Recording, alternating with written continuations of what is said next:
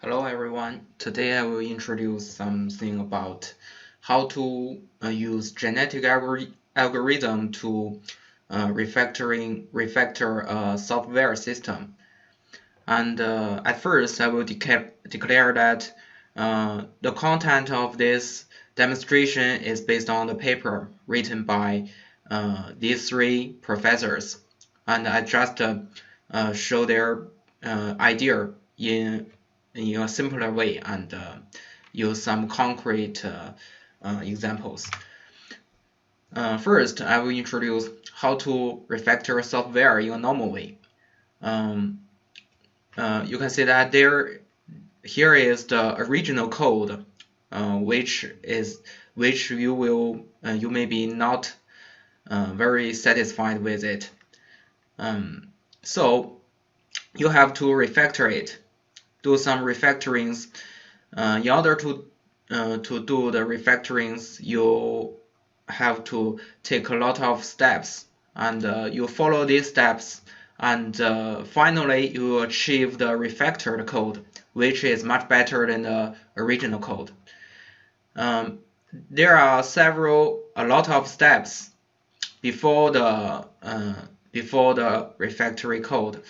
Maybe the step 1 is just to change a name of a method, and step 2 just to change the inheritance hierarchy.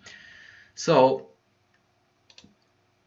in this paper, the writer just called these steps model factorings, and you can just think of it as another name of this step. And it is very simple to think that these steps could be put into a chromosome in a genetic algorithm, and each gene is just one step, namely one model refactor. And our next question is that what could one step could be? What one step could be? Before we answer that question, I will introduce another very important concept: access chain. Access chain represents the relationships of different elements in a software system. We all know that the basic model elements in a software are classes, methods, attributes, parameters, and local variables, and something else. And it is very common. Each element is related to several other elements. So after we change or refactor one element, we also need to change other parts that are related to it. In this paper, the writer brings another special element called access chain, and he doesn't give the sophisticated concept, the definition of this concept, but he gave some examples of this concept, like a class access, method access, attribute access, and local variable access, and parameter access. I don't want to talk about the details of every access, but I will give a very simple example in order to show it in a simpler way.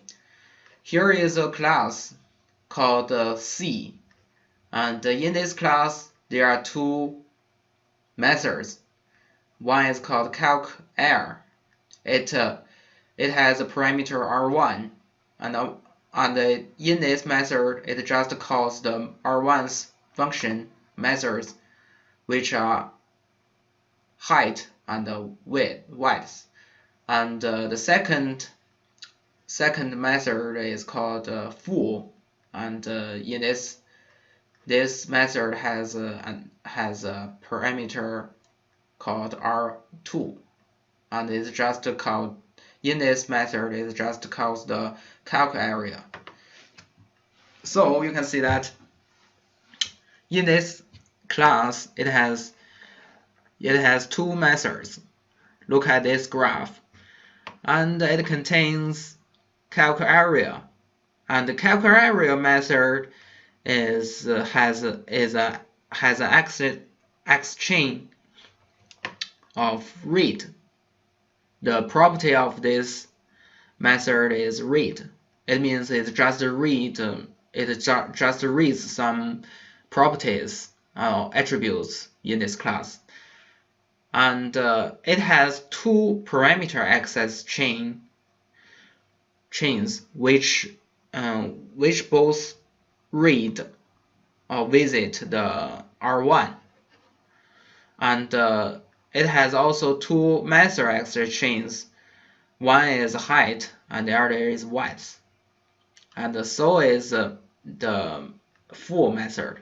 The full method has one method access chain, which is calc area, and another one is a parameter access chain, which is R2. So we will answer that question. What one step could be? According to our experiment, we have known some basic refactoring operations, and the following operations, all of them could be the steps of refactorings. So I will show them to you. Extract class, inline class, or move attribute, and push down attribute, pull up attribute, push down method, pull up method, and extract superclasses. And the last five operations, they are all changing the inheritance hierarchy in a software system. And we will show you the most complicated example, moving methods. Moving method is easy but also complex, because when you move a method, you have to take a lot of situations or predictions into consideration. For example, if you move a method out of the class, then there might be many places that call this method. So you have to change their calls and their names, or maybe their names. So in this algorithm, the writer only considers three situations. The first is move a method to one of its parameter types. It is based on the very simple principle. When you call a method of an object, you must have the parameter of that method. So you can also call the method of that parameter object.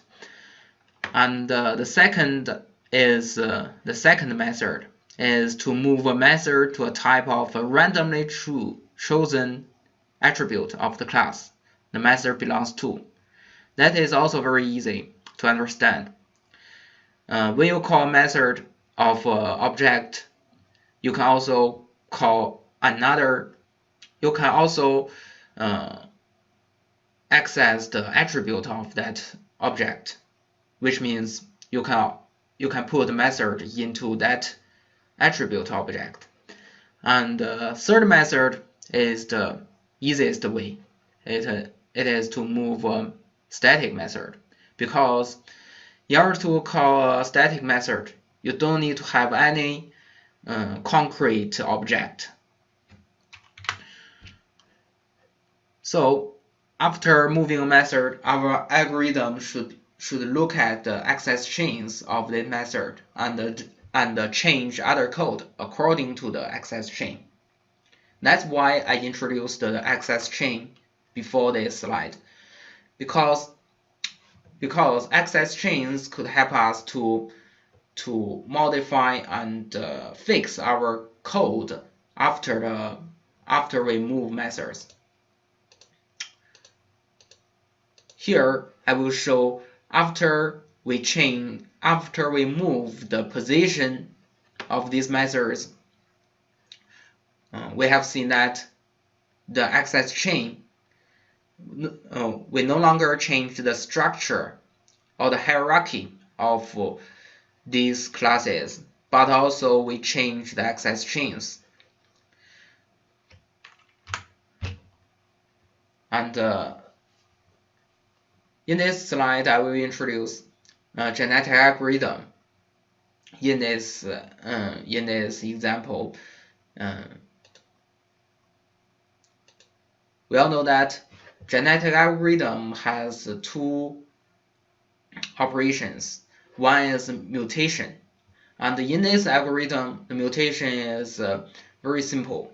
It just put another random gene or random step at the end of the chromosome.